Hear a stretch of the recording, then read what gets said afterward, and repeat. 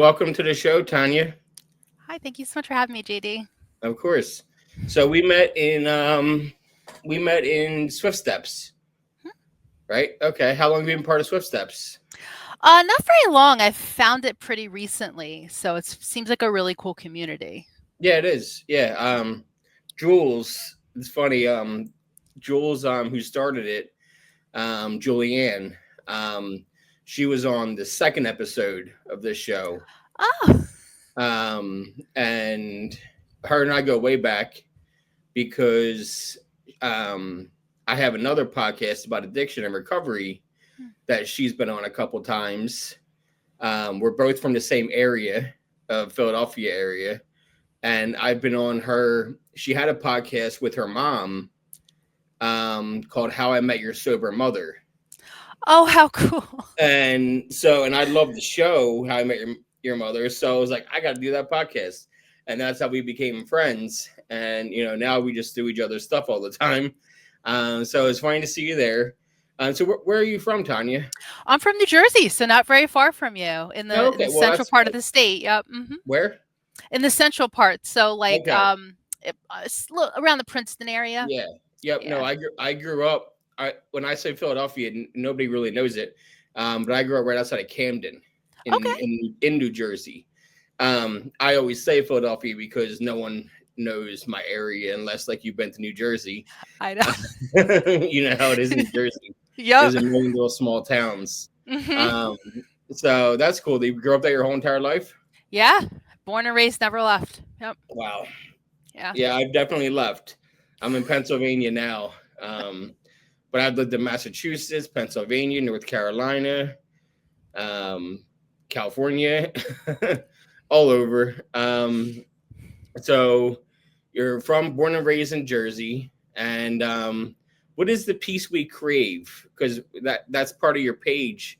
And I haven't got a chance to really look into it. So what exactly is that? You talked about addiction before, so it is support for people in addiction recovery mainly. I do get a lot of trauma as well, so that is a part of everything that we work with this kind of stuff. A lot of it has to do with more of like the energy healing parts of it. I do a lot of meditation with people, like recovery coaching, kind of the stuff they don't do like in the rehabs or the 12-step groups and stuff like that, like Hmm. all that other kind of supportive stuff. Yeah, Okay, so you're in recovery then. I am. How long have you been in recovery? I'm coming up on 12 years. August Oh, wow. 5th will be my 12 years. Yeah. Congrats. Crazy. Yeah, August 5th will be 8 months for me this time around. Yay. It's But exciting. I've been in and out of recovery for 7 years, Mm, so I'm not yeah. new to recovery this time around.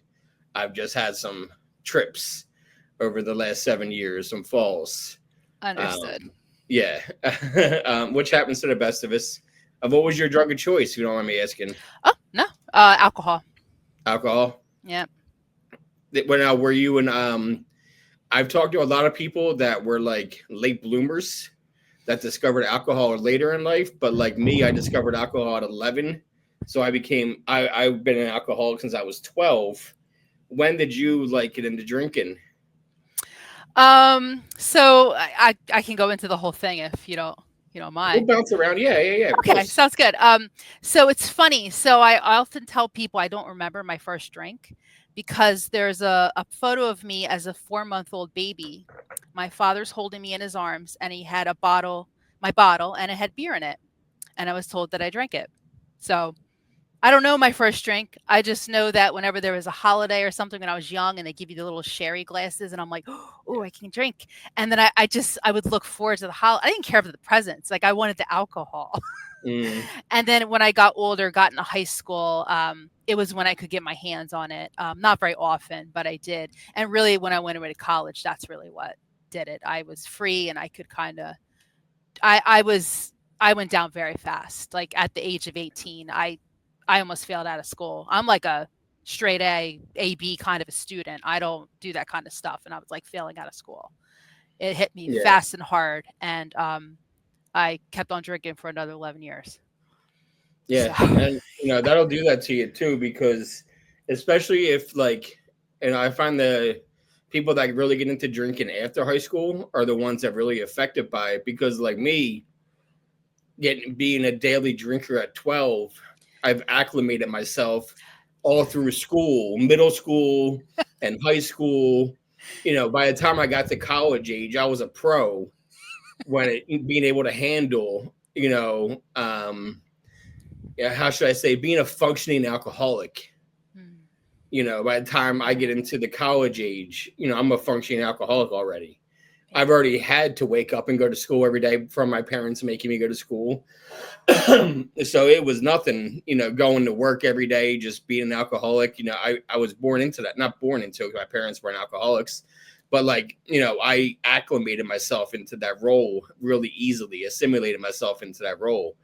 But I find that the late bloomers, people that get into drinking really after high school is what I consider a late bloomer.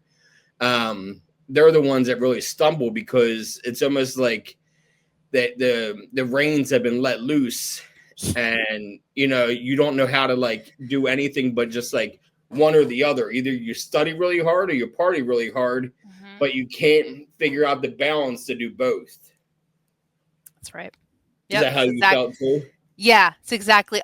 It was so insane. Like the first semester, I knew I was going to fail. I was like, okay, I either stay here. I had a choice, right? Either stay here or I keep doing this. And I was like, I'm going to control my drinking. So I had a schedule.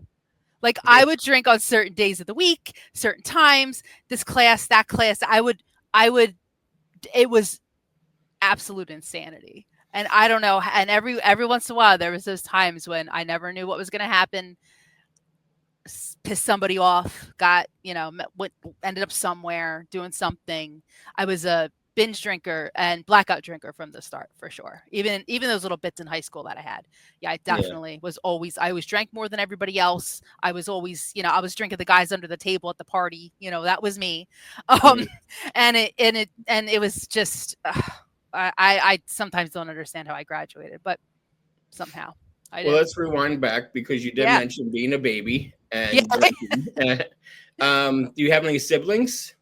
I do. I have a younger sister. Younger sister? Are you close with her? No? Okay. No. What's the age difference? 4 years. Just about. 4 years? Okay. Yeah. My brother and I are 3 years, and we weren't really close. We did a lot of stuff growing up, like family vacations and shit like that. But I was the oldest of 3, and I wanted to be on my own and do my own thing and break all the rules and make my own rules. And growing up in the 90s, there was no cell phone. I'm almost 40. I'm 41, so I'm with you. You get it. Yeah. So you know what it was like growing up then, and especially in New Jersey. People don't know the small towns in Jersey and how we can get ourselves in trouble. Nope. And my brother and I just always fought. And then when we got older, we became closer. It wasn't until we got older though. And my sister is 9 years younger. I mean, she's still one of my best friends now, but it's hard to have a friendship like that when you're 9 years apart as a kid. Yeah. Am I going to be friends with a 3-year-old? I know, right? So, but as she got older, it's funny because my sister and brother are not alcoholics whatsoever. Which, thank God.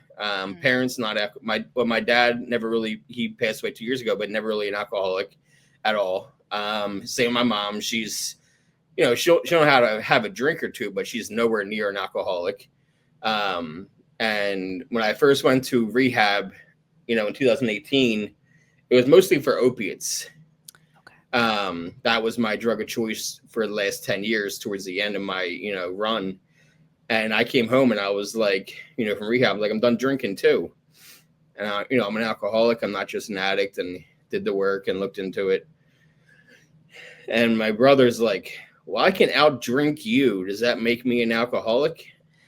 And because he can, my brother could outdrink me. There's been a few times where we've stood toe to toe and we've gone back and forth, shot to shot, and didn't back down. But at the end of the day, my brother can drink more beer than I can and all of that. And I was like, no. I had to reassure him. I was like, it's not how much you drink, it's why you drink. Right. and give him a peace of mind. Like, just because I'm an alcoholic doesn't make you one. Right. Um, I do recall the last time him and I had in a competition. We got a bottle of tequila each, like Patron, Oh. and we were watching the College World Series. I don't know how I remember this because we blacked out, but we were watching some kind of baseball event, and we were living together. And because my brother and I spent a lot of time living together as roommates, and not just like brothers. Mm. And it was like a Sunday or a Saturday, and I'm on pills. I'm smoking weed the entire time, Oh. and we both went shot for shot drinking our bottles of Patron. Both finished the bottles, like 17 shots each, and we're like, "What now? Like, what do we do now?" Oh wow. And we're like, "Well, I guess we got to get another bottle of something." And we grabbed a bottle of what was it? It was whiskey, Jameson. Oh, I It used to was drink Jameson. Jameson. Yeah. It was Jameson, and that's his go-to, and not mine. Mine was Jack Daniels, Mm. and we did like one shot each, and we're like, "Can we just like call it a tie?" Like, we can't do this. Like, I'm not drinking Ooh. Jameson after a whole entire bottle of tequila. And Wow. meanwhile, I was on pills the entire time, and I was smoking the entire time, like smoking a pack Wow. of cigarettes, which I haven't smoked cigarettes in 7 months now. Oh, awesome. That's great. Yeah, that's a Wow. 25-year addiction that Yeah. behind me. Mm. So, one thing at a time. I even quit drinking coffee recently. Wow, you're better than me. I can't. I still Yeah, on the coffee. that was hard. That Yeah. one was a hard one. Ugh. But anyway, so you grew up with a sibling. I get off on tangents, so I apologize. Okay. Parents stay together? Yeah. Yep. They're still married today. Actually, he's 41, 2, 3, something, long time. And my mother was the kind that would drink half a glass of wine and then throw the rest away. Yeah. Yeah. And then I have heard my father say, oh, when I'm around alcohol, I drink it all. So I'm not around it. I'm like, oh, okay. So, and family also in a lot of denial about any kind of problem that I might have. They still don't understand why I don't drink anymore.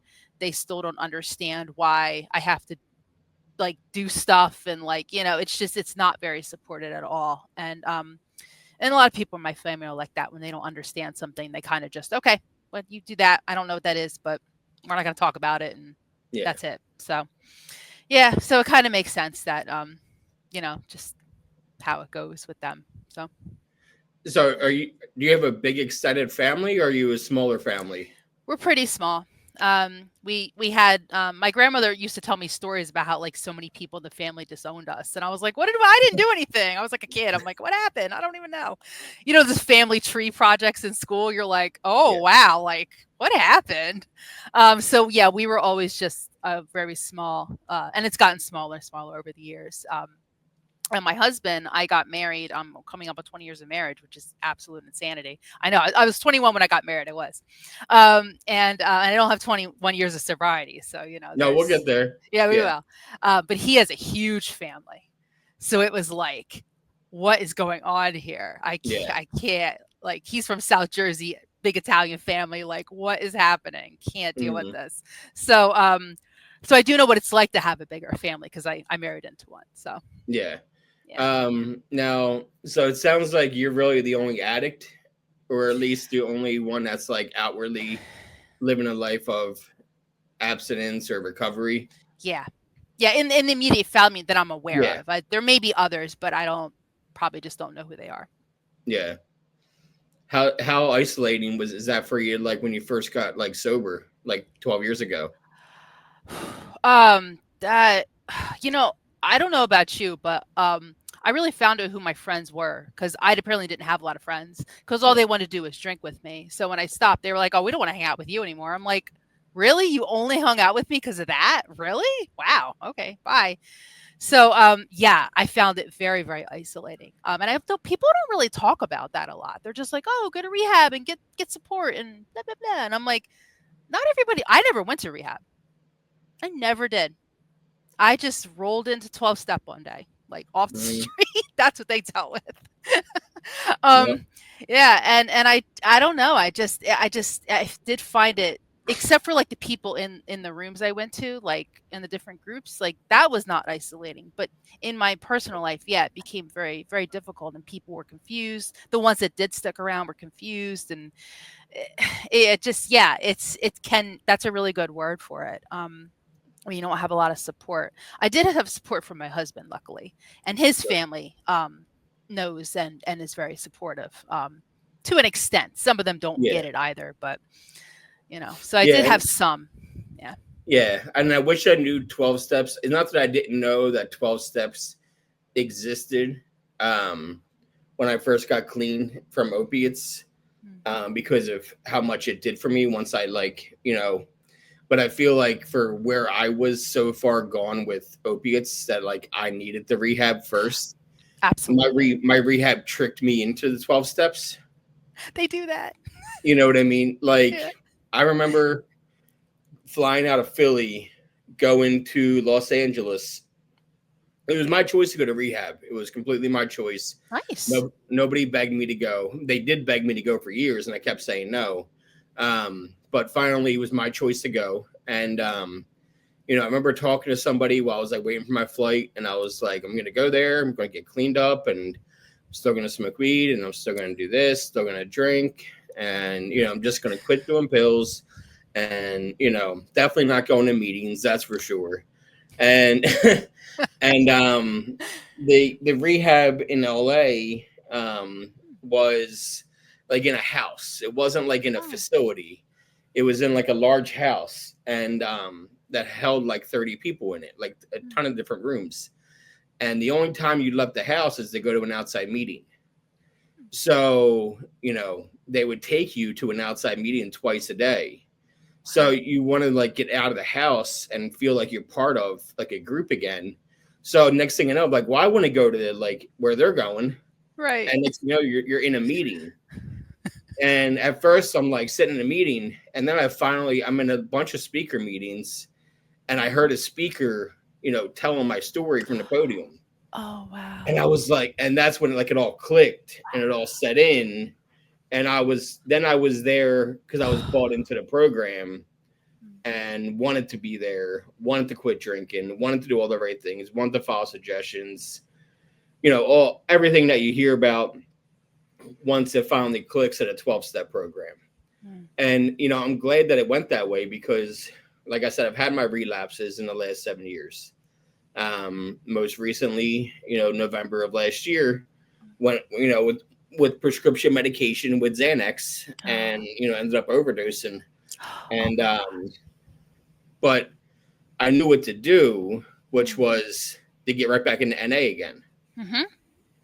And that's what I did. And it's been Okay. working. I didn't need to go to rehab. I had to go to a psych ward for a few days. Don't want to do that again. Right? Ooh.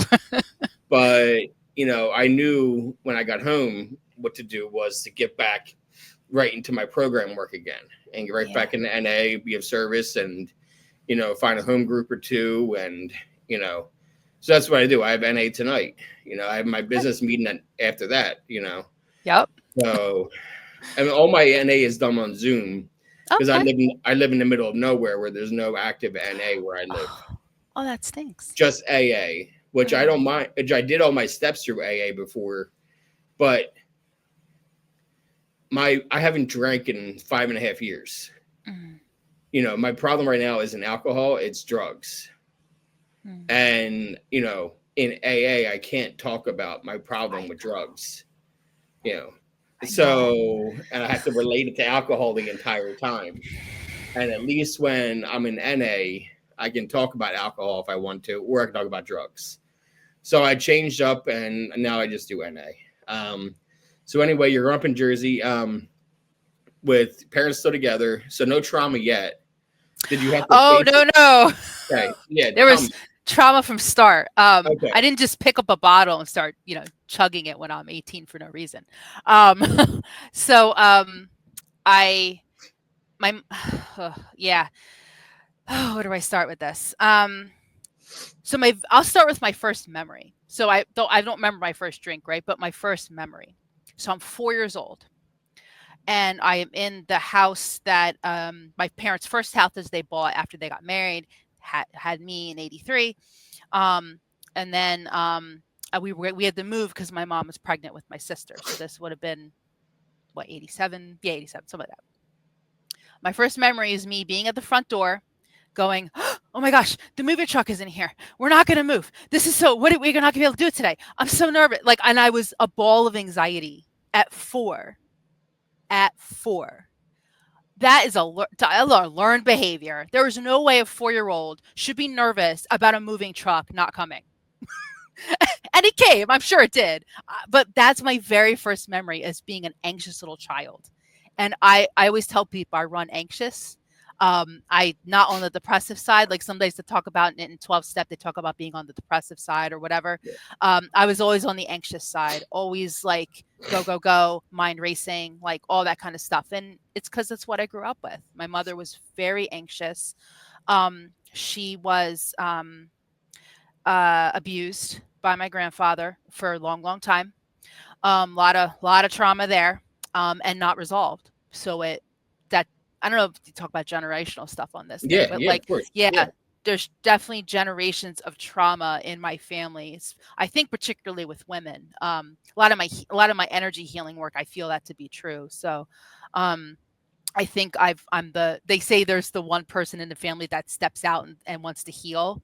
And I feel like I'm that person in my Hmm. family, which is very lonely because a lot of Yeah. people don't want to do anything about this stuff. They just want to sit in their shit and just kind of be, and that's easy. And I'll just live life. And it's too hard to get myself help. It's too difficult to, I mean, put down the drink, let alone all the other stuff you uncover once you put down the substance. It's like, wow, that's why I drank. Oh my gosh.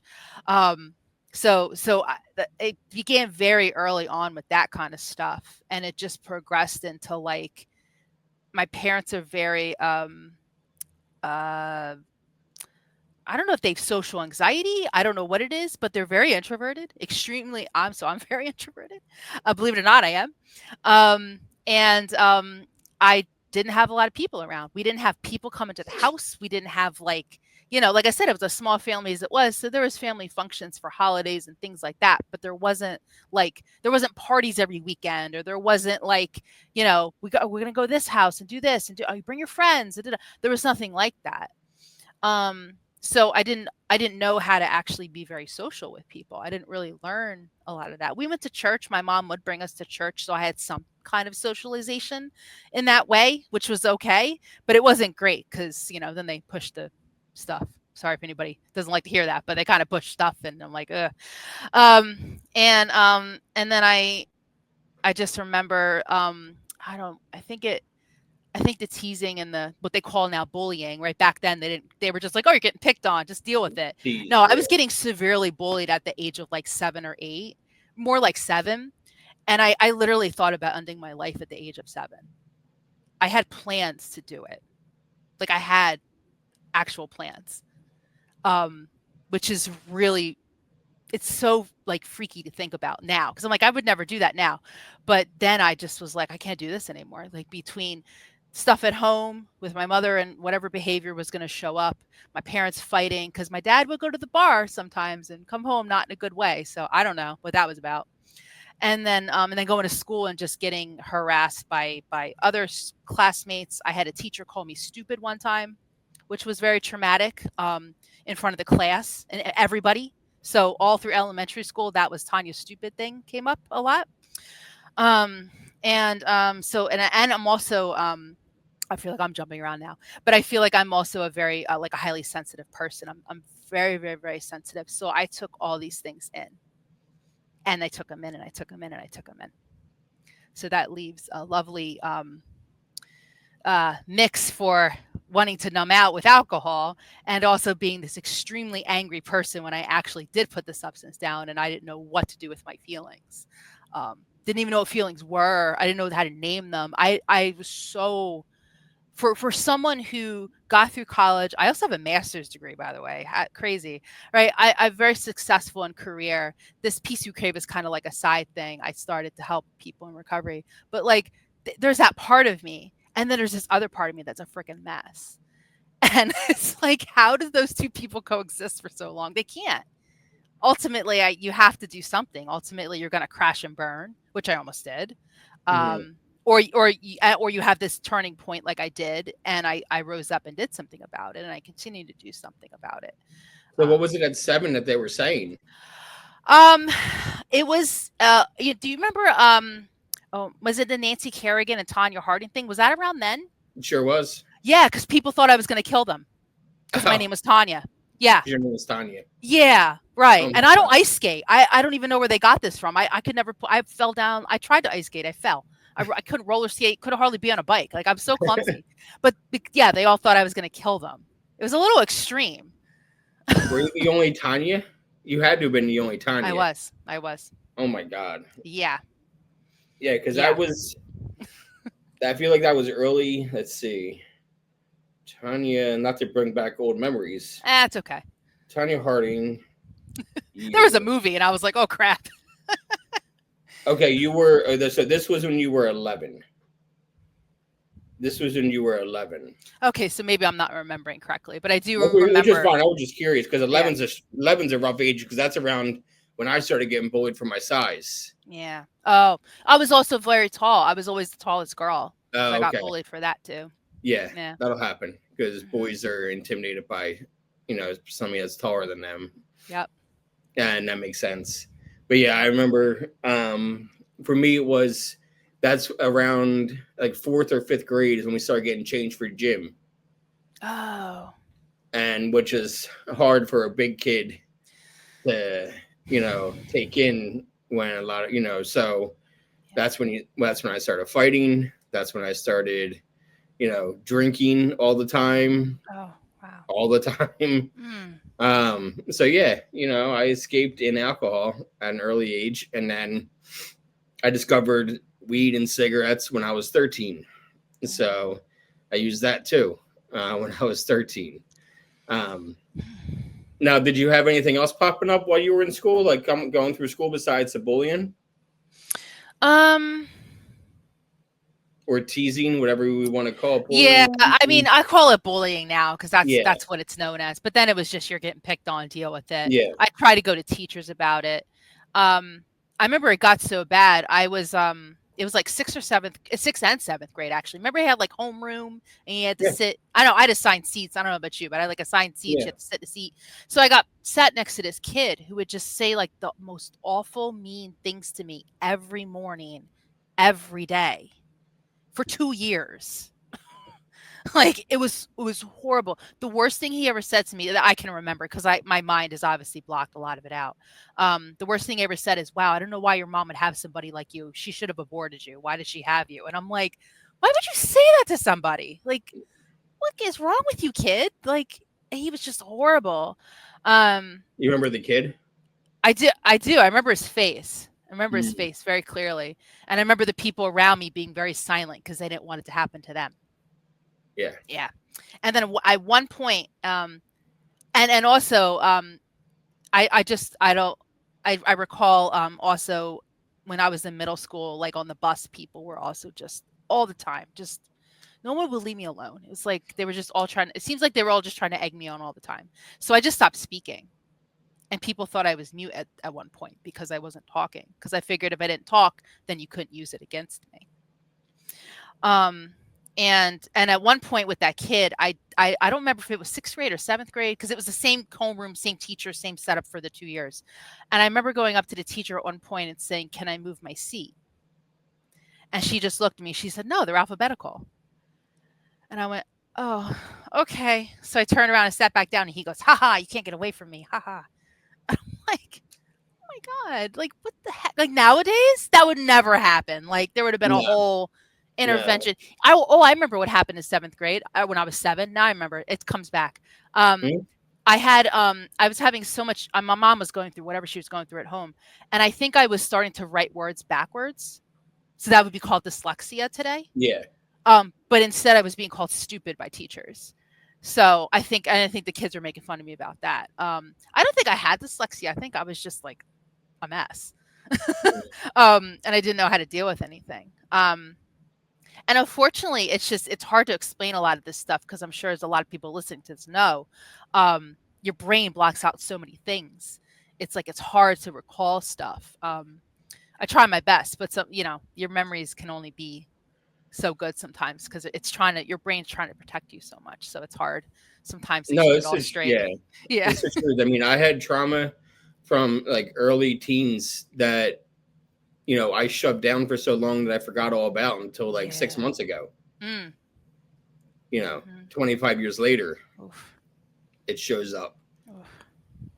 and it showed up like in a nightmare, and to the Oh. point where I was like, "Wait, did this happen?" Oh. And I started like, that's it.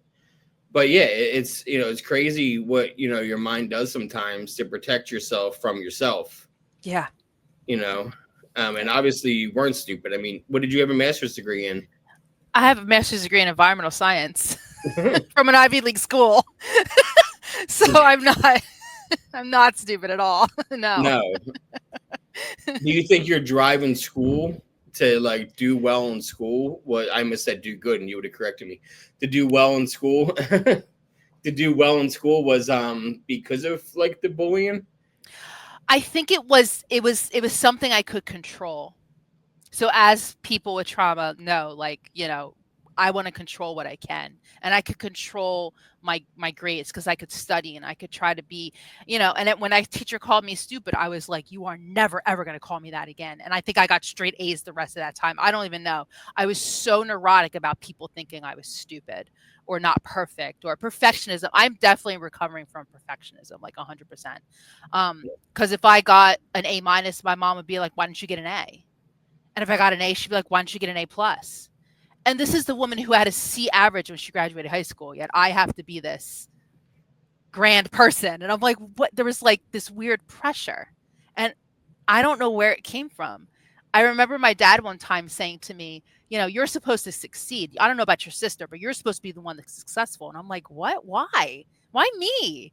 Just because I'm firstborn? Like, why? What is all this pressure here? It was just so strange. So yeah, that was something I could control, was being good at school. And did I raise my hand to participate? No. Nope. Couldn't get me to say a word. Would I present in front of class? Oh gosh. No. I did if I had to. So I wasn't like that teacher's pet kind of in the front, like, they loved me kind of thing. I was like kind of in the middle, just sitting Yeah, there kind doing of hide well. in the bushes, hide in the weeds, and make sure you got good grades. Yeah. Yep. Hmm. Now, when you discovered 12 steps, did you love the literature? Strive for spiritual progress rather than spiritual perfection. If you told me I had to do those 12 steps perfectly, I would have ran out the room because obviously I wasn't doing life perfectly or I wouldn't be sitting in that room. So, you know, Yeah, and I like the progress, not perfection. I always love that saying. And I also love doing like book studies on the literature because I'm an academic. It's just, I yeah. love to, obviously, right? I love to learn. I love knowing stuff. So that was kind of nice to be like, oh, we have to read books. Oh, cool. Like I can do that. That's fun. Mm. Yeah, it's funny because progress not perfection was said so much early in my recovery that it was the first tattoo. Ah. Well, it's my second tattoo ever, but my first recovery tattoo. Mm. On my 29th day clean, I got out of rehab after 28 days, and I was on the Venice boardwalk, saw a tattoo shop, and I got progress not perfection tattooed. Wow. And my other podcast is Progress Not Perfection. And I used to go to a meeting every night at 11 p.m. I used to go to 3 or 4 meetings a day because I'm an addict and a meeting junkie. And Yep. That'll happen. and well, it's LA. There was nothing else I could do at that time. I was in sober living. I wasn't working. Just go to meetings. And this is before Zoom, and there were just meetings all over the city all the time. Yep. So I was at this meeting every night, and this old timer, he's recently passed. He had like 35 years when he passed, but he saw my tattoo and he questioned me. He said, "Do you even know what perfection means?" And I just was like, And we used to like just bust each other's balls. So I thought he was just messing with me. He goes, no, I'm serious. You know what it means? And I was like, no. And he's one of those guys that like knows the definitions or knew the definitions of everything. Oh, wow. You know, I'm talking about those old timers Yeah, that I do. the page numbers and they can rattle Mhm. off, you know. And so I just Googled it for you. Do you know what it means? The I definition of perfection? Probably not. The condition, state, or quality of being free or as free as possible from all flaws or defects. And the key here that he wanted to point out to me was that as free as possible, Hmm. because it's up to us on what perfection actually looks like. Hmm.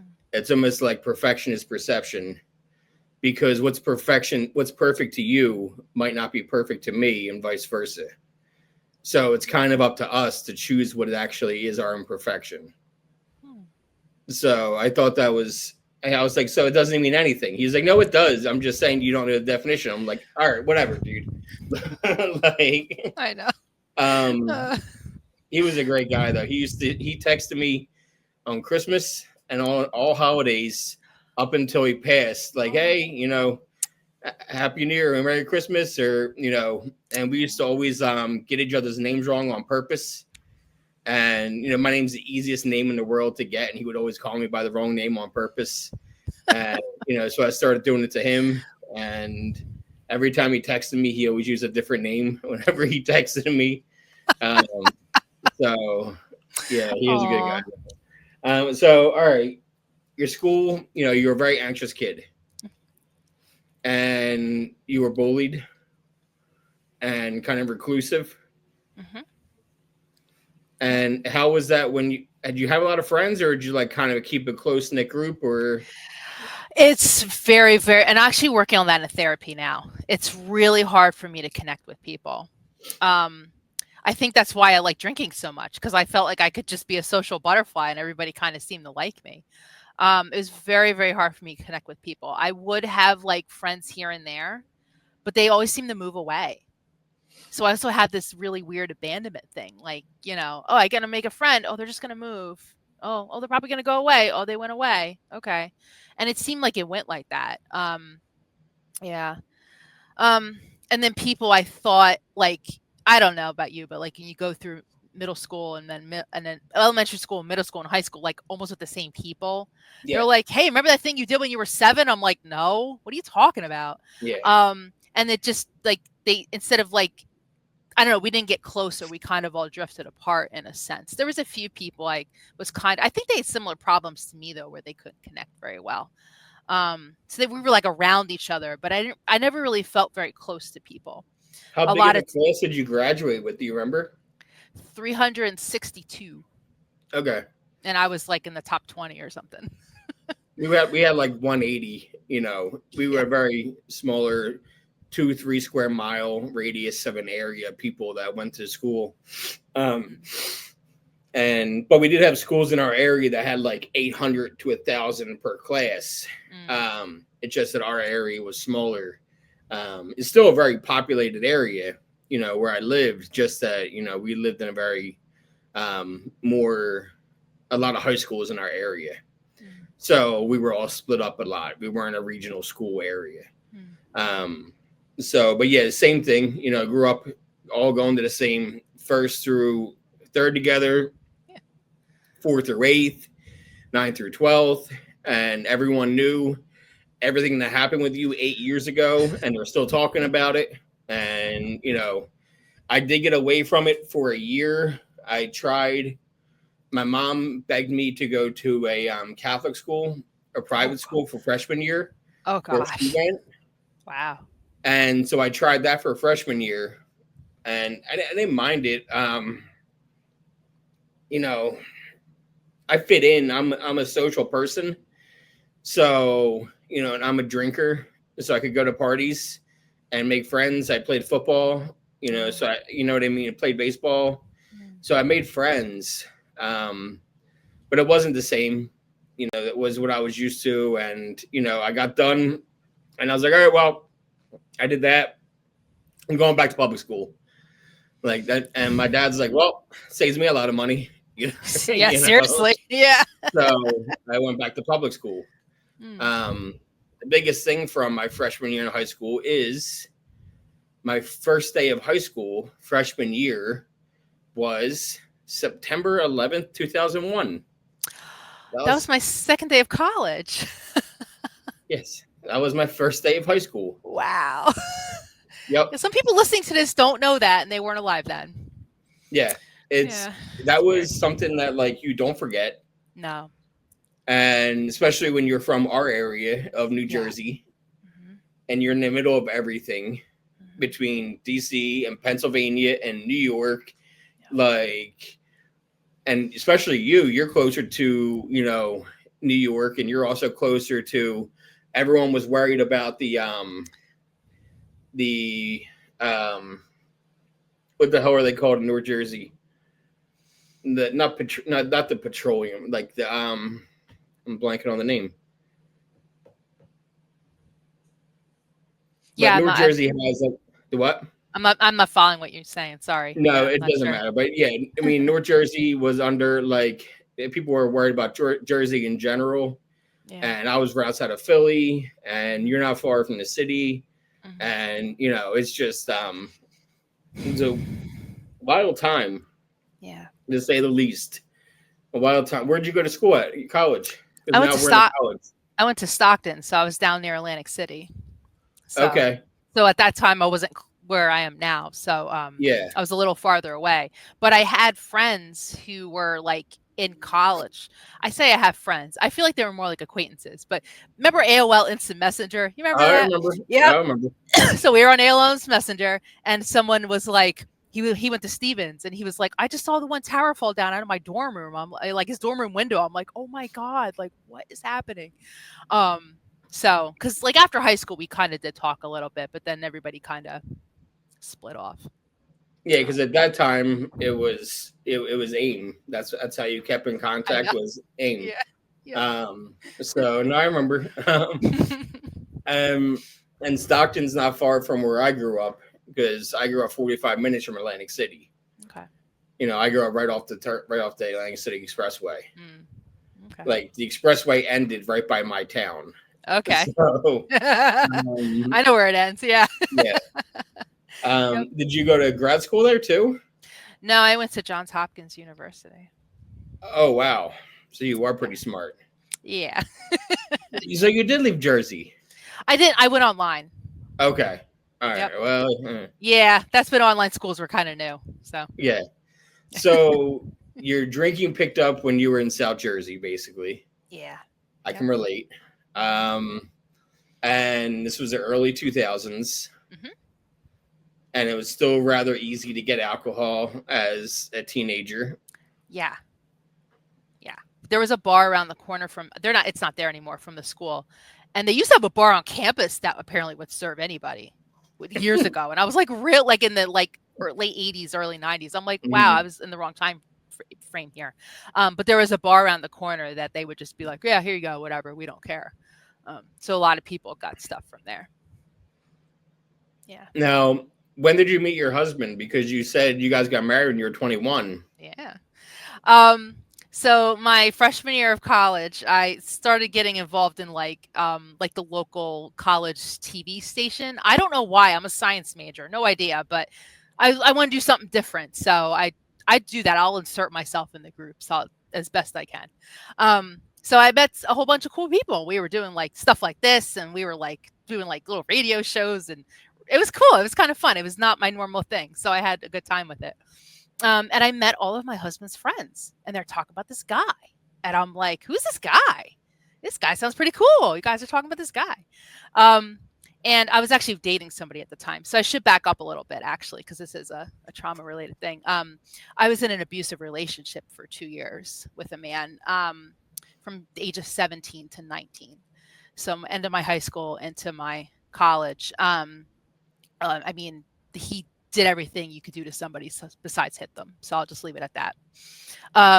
And that was really where I learned how to drink because his older brother would get us really cheap vodka, and I would literally just chug it so I wouldn't feel what was happening. And that relationship taught me that I can drink and not feel anything. And I was like, "Ooh, this is what I've been looking for." Um, Is so that um, is that guy your age? so it's interesting. He was 6 months younger than me, but 2 grades behind me because he was little bit older for the grade, so they kept him back, and then he kept back in kindergarten because he was from China and he didn't speak English when he was a little kid. He was like adopted by a family here, so they kept him back. So he was 2 grades behind me, but only 6 months younger than me. So age wise, it was fine, but grade wise, like here I am, I'm this older person like dating this younger guy, right? And then he was on the football team. He was a tennis player. He was all that. Um, and he's very different into your face than he was behind closed doors. So when I tried to tell people what was going on, they didn't believe me. Like his best friend was a woman, and she cursed me out multiple times for lying about how he was to people. So he was very good at what he did. Um, yeah. So yeah, and he was super controlling, super like I couldn't have any male friends. I could only talk to men if they were related to me. I went to school with them, or we also worked together. So I worked with a man, I could talk to him, but otherwise I was not talk to anybody. I was not to have any friends. I was to be with him or with my family or at work or school, and that was it. Um, yeah, not a fun way to live. Yeah. So I there's a point in time when he started threatening my life and the life around people around me. So I couldn't leave, and that's when it got really bad. You had a knife held to your throat. He had guns in the house, like all kinds of stuff. He was involved with very, very bad people, who I actually found out later weren't actually that bad. I think he was just they were telling him they were bad to try to get him to do stuff. I guess I don't know, Yeah. but yeah, you know how that goes. But yeah. So when I went away to college, that was huge because he was like, "You can't do this. You're not allowed." I'm like, "Well, watch me. Like, get out of here." That's when he had people following me. So yeah, he would call me and be like, "I like that purple shirt you were wearing today." I go, "How did you know that?" He goes, "I know everything." I'm like, "Oh my God." Yeah. So yeah. So add to like all the things I told you about before. Now I'm in this relationship with this person who like takes advantage of all of that. And now I'm paranoid. Now I'm drinking a crazy to try to not, deal with that. I'm shocked he didn't find out about that kind of stuff. Um, and yeah, it was like horrible. I didn't get away from him, I'll say, until my sophomore year of college. So it was then. But I did meet my husband in the meantime. So again, I met all of his friends, and then he dropped out of school um, after the first semester. We didn't know each other the first semester at all. Second semester, I get a job at the college bookstore. He was working for a temp agency, so we could put a cash register next to each other. You know the rush when they buy books. Hmm. Yep, we were on the cash register next to each other for 3 days for 8 hours straight. And on day two, when he found out I had a boyfriend, he went, "Oh," because he told me that the moment he met me, he knew he wanted to marry me. And we were 18 and very young, so I've known him since I was 18. So we've known each other a long, long, long, long time. And the moment I got away from that guy, miraculously, thank God, um, I told his best friend, and 30 minutes later, he is calling me, asking me out on a date. So, yeah. How did you get out of that relationship with that guy from town, from home? Yeah, he was from home. He was very local. He It's really interesting. And I wouldn't recommend anybody do this. This was actually not a very safe thing to do, but I just did it. Um, I had learned how to be very manipulative through him. I'd seen him do a lot of manipulative things to people. Um, and he had told me that he wanted to take a break for a little while. And I said, "Oh, okay. I mean, did I do something? I mean, oh my gosh, like what the heck's going on?" He's like, "No, no, I just want to take a break. I just can't. I need to just take a break." I'm like, "Okay, sure. That's whatever you want." And I'm thinking, "Ooh, maybe this is my time." Um, because leading up to that, I was the kind of person that would, if he wanted me to do like whatever he wanted me to do, a lot of times I'd say no, I'd push back, I'd fight, and he liked the fight. Yeah. So I made a decision like 2 months before that thing happened that I'm gonna stop fighting. I'm going to actually say yes to everything. And that was very, very difficult. I don't recommend anybody do this. It was really difficult because I had to endure a lot of stuff. But he got bored because I wasn't fighting anymore, and he thrived on the fight. So all of a sudden he's like, I want to take a break. And I'm like, oh no, what did I do? I'm so sorry. Oh no. And I'm in my head, I'm like, yes. But I'm like, no. And then I find out, because again, we're on AIM, right? I find out a week into this, because I'm still messaging him here and there trying to figure out what's going on. He was seeing somebody else. I'm like, oh, okay. Stop Made it talking. easy for you. Yeah, right. But a week later, after that, he goes, oh, I think I want to get back together. And he didn't know I found that out. Like, I found that out some other way. I don't remember how. He's like, I want to get back together. And I go, oh, I can't get back together with somebody like you. I said, weren't you with somebody? He goes, oh, yeah, I did. I was seeing somebody. I go, you left me for her. How can I be with somebody like you? I can't do that. He goes, oh my gosh, you can't. You're so right. Oh my gosh, what was I thinking? Like, we're on the phone. We're not like talking like this, right? I'm being dramatic. But Yeah. he agreed with me. Like, you can't be with me. That was horrible. How could I do that to you? You're so right. Oh my gosh. And kind of using that manipulation against him, right? And we were just broke up after that. And he did try to get back together with me for many, many years after that. I'm not going to lie. And I did finally cut off communication with him.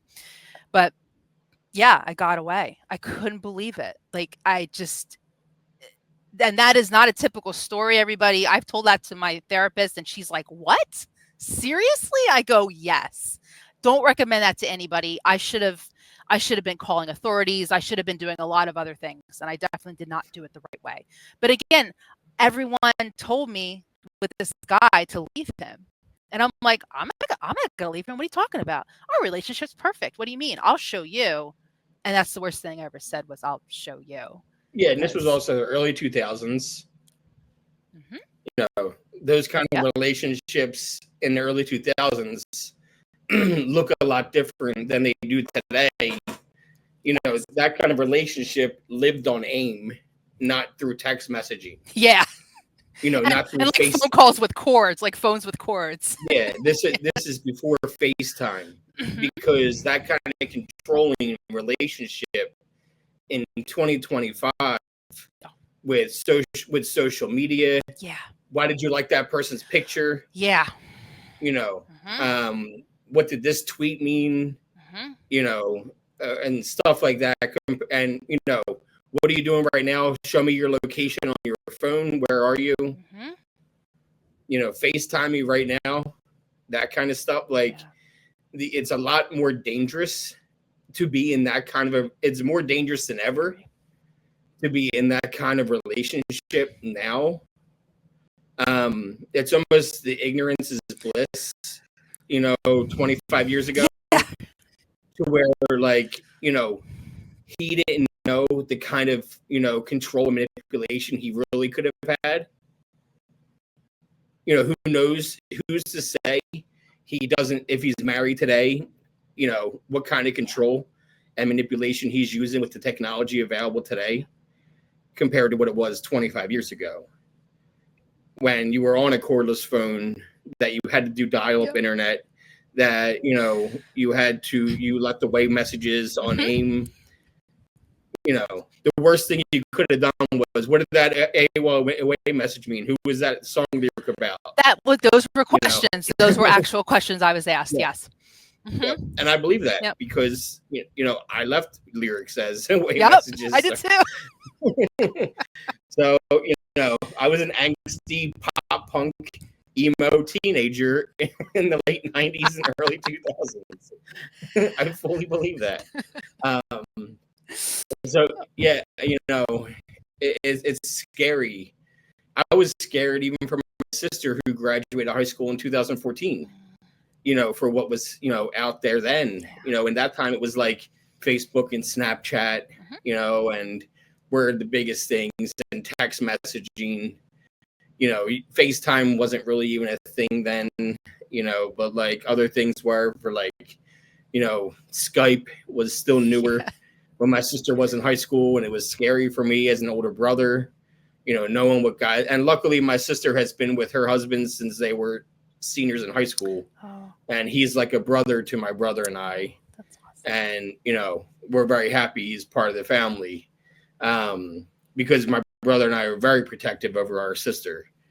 But I can't imagine having somebody like, my kid's 11, so he doesn't. It's scary for us, but we don't have a girl that we're raising in today's world. And that's what I'm more protective over right now, is what's happening with girls these days with technology. It's very scary. So because I have friends that are doing it right. I have a friend specifically I can think of off the top of my head. She's been on my other show from England. She's a new mom, and every picture that she posts on Instagram of her and her daughter, she has a nickname for her daughter that's not her daughter's name, that she'll post on Instagram, and it'll be like a flower over her daughter's face. She does not post anything. And I'm friends with her like on Snapchat, where she posts more personal stuff. Her daughter's adorable, cutest little thing in the world. But for her protection on a site like Instagram, she blocks out her face. And I'm like, that's exactly what I would do too. Because AI, AI is a very scary thing. Yeah. And I love playing with ChatGPT like the next person. It's a very fun thing to play with. But it is scary.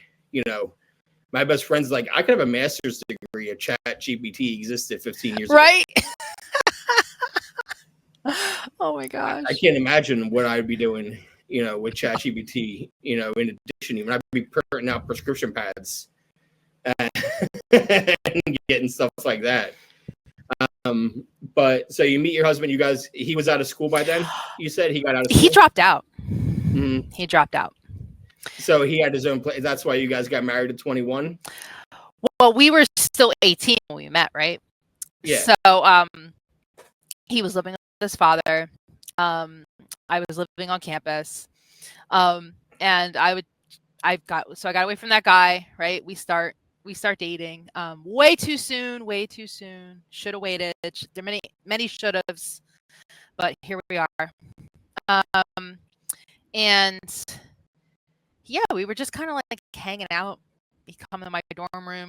We go places. I go to his house. He's just working odd jobs kind of thing, trying to find himself. His mother had passed away when he was 17, so like a year after I met him. So he was still dealing with a lot of that. Not well, but that's what it was. And we were just, and we were like, hey, okay. So that was 2005, right? So everyone's like, you're gonna get married? We're like, yeah, let's get married. He actually proposed to me on my 20th birthday. Because again, he knew he wanted to marry me from the start, right? So that was always his goal. I was like, marriage? What?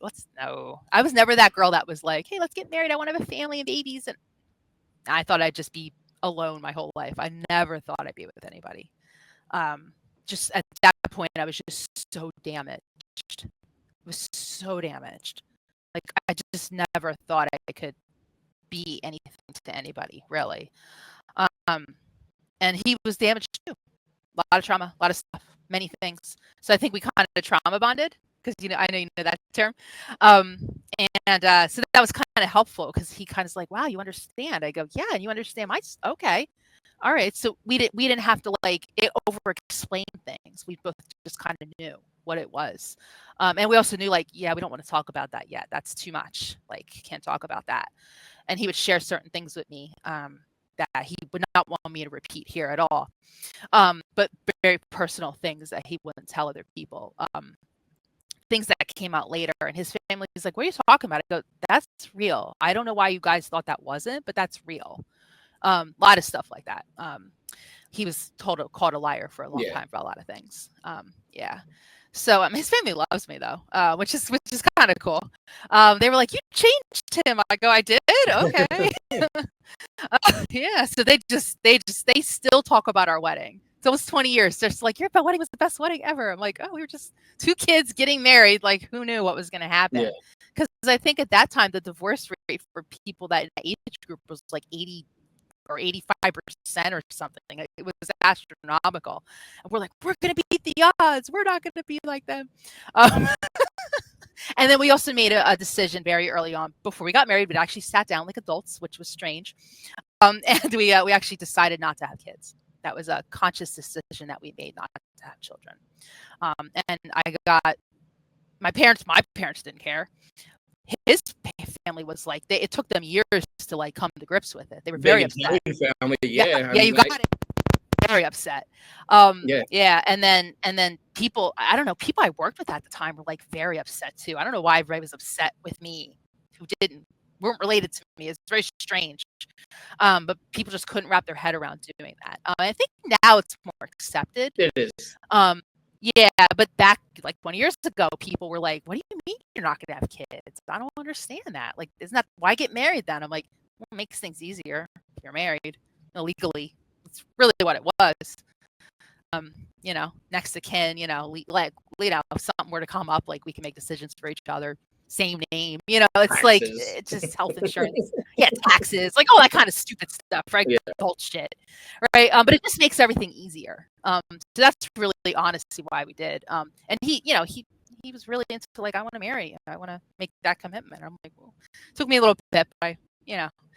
So I graduated college, and then we got married in August of 2005. So here we are. if it wasn't for kids, what was the deciding factor for what happened 12 years ago for you to stumble into a 12-step route? My husband. So Okay, I hate to fast forward you 8 years. That's fine. That's okay. I'm just curious because not usually, but a lot of the times in my experience, my other show I have almost 300 episodes. Times it's I was going to get pregnant, or we were going to do this, and I got pregnant. So if it wasn't for family, like kids, so it was for him. I don't know. No, like, so the drinking thing was because he was sick of me drinking. He had given me so he knew something was wrong. He grew up in an alcoholic home, actually. So he was one of the ones that he wouldn't touch a drink, He also is the kind of person that touched every drug you can think of, but never got addicted to them. I don't know how. It's like a mind-blowing thing. And he doesn't really like alcohol. He just doesn't really do that stuff. Like, he plays video games with his friends. Like, that's what he does. I play video games too, so it was cool. And we like to say music and all that kind of stuff when you're young. You're like, oh, that's cool. You're a cool person. And we still have a lot of similar interests and stuff. So we do connect a lot. But he knew from the start that something was wrong with the alcohol, because I'd be like, hey, have these shots with me. And he's like, no, what are you doing? And I would try to get him to drink, and I get angry with him for not drinking like me. And we got married, and at our wedding, I actually, for some reason, stopped drinking in the middle of the wedding. So I remember a lot of it. He got trashed. My cousin got him so drunk. It was so weird. I was like, I've only seen him drunk like a handful of times in our time together. So I'm like, what is going on here? But he's happy when he drinks. So he's not really a drinker. He doesn't really drink a lot, which is great now, but was annoying then. So he, it was like probably 2 years in, so like 2007. What did I do? We had our wedding. We had a wedding for somebody in my family, some extended person. I hardly even knew them, and I got really trashed, like really drunk, and I assaulted him in my blackout. I was like in and out wrist, like, stop hitting. Yeah. What are you doing? And he's a big guy, football player, my husband, right? So he's like a big guy, like he could restrain me for sure. And after that happened, we came home, and he gave me an ultimatum. He was like, either you stop drinking or you get help. And I'm like, oh, okay, I'll go see a psychiatrist then. Why am I going to stop drinking? So I go see a shrink who told me that I was not an alcoholic because I didn't drink every day. That's what she said to me. And I'm like, oh, okay, great. Then I'm not an alcoholic. Great, I keep doing this, right? Because I was the definition of a binge drinker, right? Monday through my schedule, Monday through Thursday, I'm good. I'm at work. I'm great. Friday rolled around, forget it. You never knew what was going to happen with me or what I was going to do or be or whatever it was. That Dr. Jekyll, Mr. Hyde they talk about in the AA Big Book. Totally true with me. So he gave me that ultimatum. He's only 2 years in at this point, the marriage. And I chose that. And we went to therapy, we went to couples counseling too. And we kind of stopped and I was lying and all that kind of stuff we do.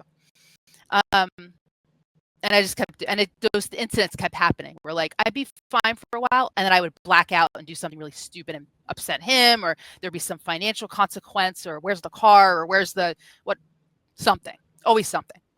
And it just got worse and worse and worse. Like I would just go out with people, and never had the same friend group, never just bounced around because everybody would get sick of me after a while, and he was getting sick of me. He was sick of me just.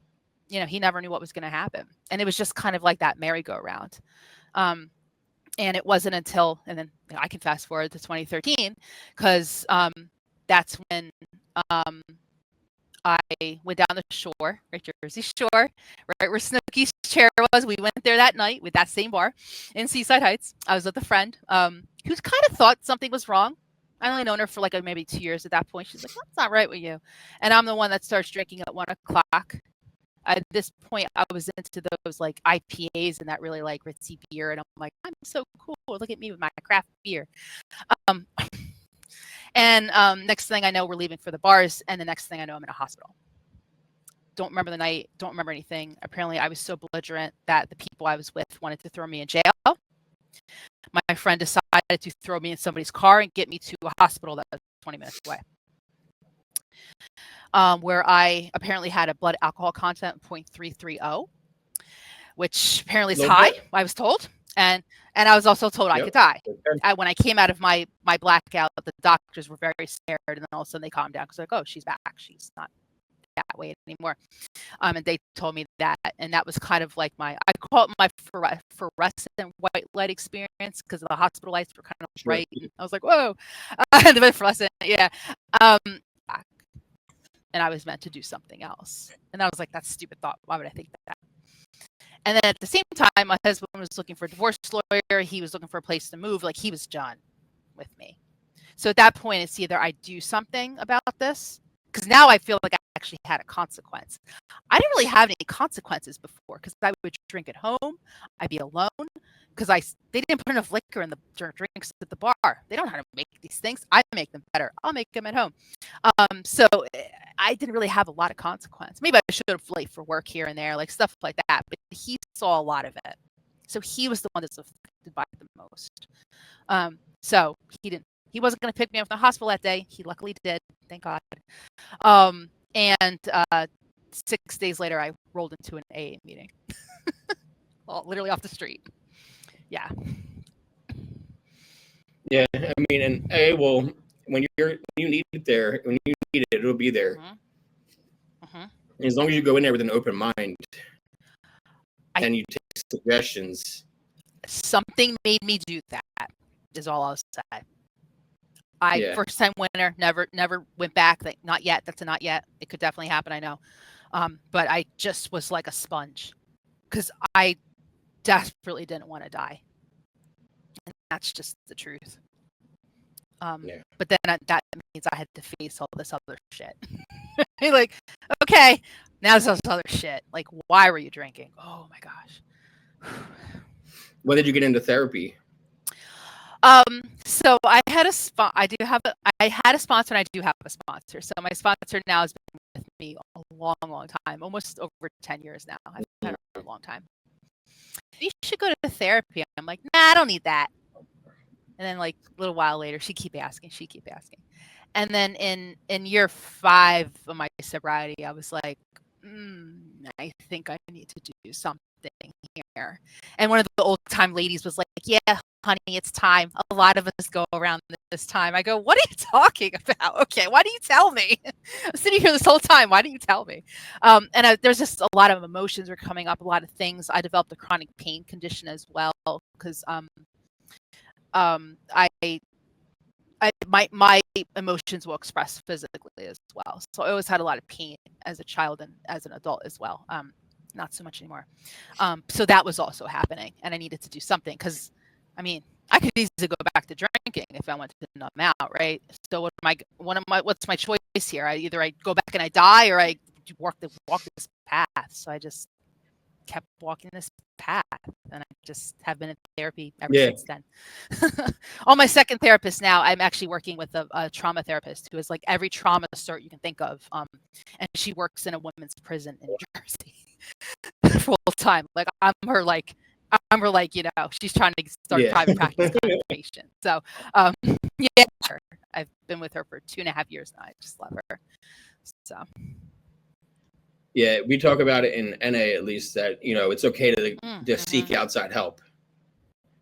That, we're not going to have all the answers in here. The book isn't going to have all the answers. Your sponsor is not responsible for having all the answers. You definitely don't have all the answers. So it's okay to seek outside help or outside medicine if you need it. So, we encourage therapy, psychiatry, so, I've been in therapy for as long as I've been in recovery. So, and I do couples counseling too. And because when I became when I got clean of everything, I started, because of online gambling and how illegal it is in New Jersey and Pennsylvania, just pick up my phone, and especially if someone, maybe even your husband can relate, because I played football. Like, I think I know sports. It's like, well, I understand sports, so I can bet on sports, and I go from bet. The problem is, I went from betting on football, which is like once, twice a week, and then football ends, and you have that itch, and then baseball starts, and I love baseball, and that's on 7 days a week. So I go from betting twice a week to 7 days a week to all day, because there's games on at 7 and 10:30 for the Pacific games.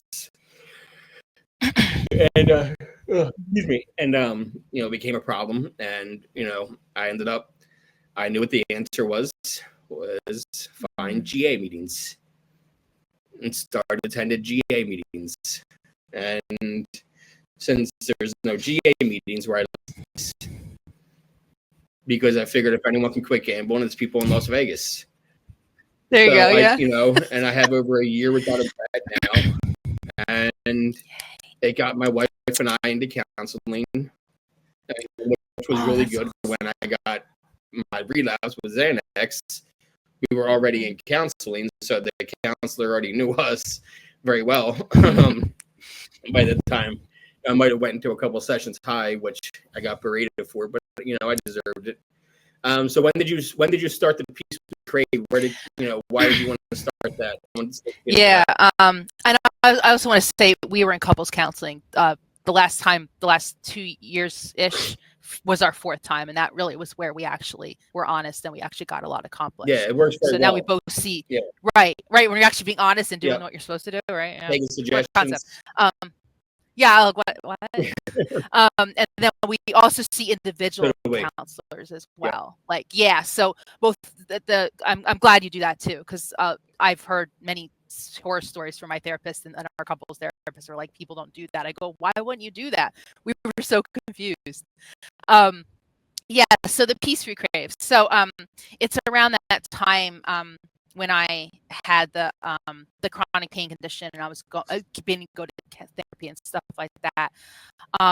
I started, because conventional medicine wasn't working. So I had this horrible pain condition from like tips of my fingers to my elbows and both. And you don't know the kind of muscles you need to grip a steering wheel until you can't grip a steering wheel anymore and drive. And I started doctors and treatments, and then nothing's working, right?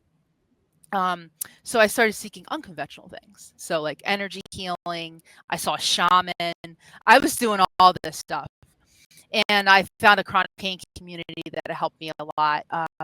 there's a methodology they use, which was very helpful, very, very also kind of 12-steppy in a way, like a little bit of that kind of stuff, which was cool. So I already knew it. And the woman that runs it had a year less recovery than me. So she already knew all that too, which is really cool. Um, so then I was like, there's something to this stuff. I started getting the meditation because 11th step, right? All about meditation, yoga, started doing all that kind of stuff. And I was like, I wish I had this my first year. Like, why am I getting into this in my 7th, 8th, 9th year? Like, why is it taking so long? So that's kind of when I was also involved in like young people's in AA for a while. They used to talk about it's the fellowship we crave. And I'm like, no, I crave maybe, but I want peace in my life. Like that's really what I, as a 4-year-old, going back to that with my little anxious self, I just wanted moments of peace, and I actually have attained those, and I want to help other people attain those. And it's not an easy thing, right? Rehabs and doctors and all the things they have people do to get sober. 12 step. It's a lot of work, right? It's work. It's not an easy path. But I felt like I could support people who are looking for something a little bit different. I still go to 12-step groups, but I also go to something called She Recovers, which is for women in recovery. I've attended Dharma and Refuge and all these kind of things, right? My wife does recovery. Yeah, Dharma. I love it. I think it's great. I don't go so much anymore. I do need to get back to it. Literally, they just got done to meet. They have an input. They're part of the committee, and they co-host on Monday nights, and then on Wednesday nights they have a meeting on Zoom that they started, that they host, and on Friday nights at 9 they have a meeting that they started, that they host, and they do meetings on the weekends. And yeah, so they're very much into recovery. Dharma, they just got back from Chicago for like a big worldwide summit. Yeah, I heard about that. There, in Chicago for that summit last 2 weeks ago or whatever. So yeah, that's their thing. My thing is the 12 steps. Theirs is recovery Dharma. They believe in meditation and all that kind of stuff. And we both respect each other's programs when it comes to you have your inquiry groups, and I do this and you do that. So and I personally like a good mix of it. I like it really, for me, it keeps it green, as you say. Like I like it to be all over the place, and I like to get all the resources that I can. So I've kind of taken that and kind of like morphed it into my Peace We Crave stuff, and I kind of offer a lot of things for people. Okay. Yeah, because 12-step isn't for everybody, right? No, I've heard that so many times. Yep. And I've heard a lot of horror stories about people in 12-step being 13-step. 13-step not being treated well because they didn't believe in the Christian God and like all this other stuff. It's sad. It's really recovery, medically assisted treatments. They use Suboxone, methadone, cannabis. And granted, I used to smoke weed and I quit smoking weed over a year ago. But still, like I was like pushed out of my conservative AA group in central Pennsylvania. They wouldn't even give me a 1-year chip because they knew I smoked weed. And what did I do a month later? I drank. I bought a 6-pack and I poured the first 2 out and I drank the other 4. And I figured an alcoholic wouldn't be able to waste away. And then, but in retrospect, only an alcoholic would give ourselves an alcoholic test like that. Right. Because I've done that. It's the insanity of the disease. Yes. But I quit drinking on my white 20 and hungover. Realized this was 9 months after I had that drink, after that 6-pack. I drank a whole bottle of Jack Daniels the night before because that's the progression. 6-pack here and there, nothing too crazy. Get a bottle, drink a little bit of the bottle, Jack and Coke here and there, drink a whole bottle of Jack with the whole 2-liter bottle of Coke. Woke up hungover and no real consequences because I was doing it at home. I was doing the steps while, you know what I mean? Ridiculous. And I woke up and I said to my wife, I was like, either I need to drink right now or we need to quit. Like it's one or the other. Like I can't. This hangover is horrible. And my father-in-law's got at that time had like 31 years sober. He has like 36 years sober now, and he's like an old timer who's still at AA every single day. I know those ones. Yeah, and so you know they are very familiar with the program, but they weren't into it because of their father, and not that they have anything wrong with their father. They just don't want to be like going to meetings every day. Now look at them with the recovery Dharma, but that's besides the point. But they're like, okay, let's quit. And I was like, okay, go, because Leap Day is a perfect sober date, you know, because you can only celebrate once every 3 years. So, you know, I haven't had a drink since 2/28/20, so I've been sober since 2/29/20, and COVID shut down everything 2 weeks later. Yeah. So it was time to strap in and figure our shit out from there. Ooh. What a time to do it. Wow. Yep. We smoked a lot of weed. We smoked a lot of weed. I'm not going to lie. I'm not going to. Everything was closed but the dispensaries. Yeah, that's true. So I would go out and I would go to get cigarettes, go to get my wife's pods for their vape. And I would go to the dispensary and get us weed, and then we'd have Walmart deliver us food, and then we wouldn't leave the house again for another week. And then, oh my gosh. It was a crazy time 5 years ago. Yes, it was. Crazy time. Yeah. So if people want to get more information, Tanya, they go to the Peace We Crave on Facebook and takes you right there. PeaceWeCrave.com, Facebook, Instagram. I got it everywhere. So if you search that, you will find me. You have a Linktree or something? I have a Linktree up. Okay, cool. I'll put it into so if you're watching, because it's only on YouTube. Okay. So if you're looking and watching, just go into the description of the episode, and I'll have the Linktree in which will take you to all the socials and all the websites in the description. And it was so nice meeting you, Tanya, and getting to know you. And if you need anything, you know how to know you. Have a great night. Yep. Stay. Bye-bye. Thank you so much, JD.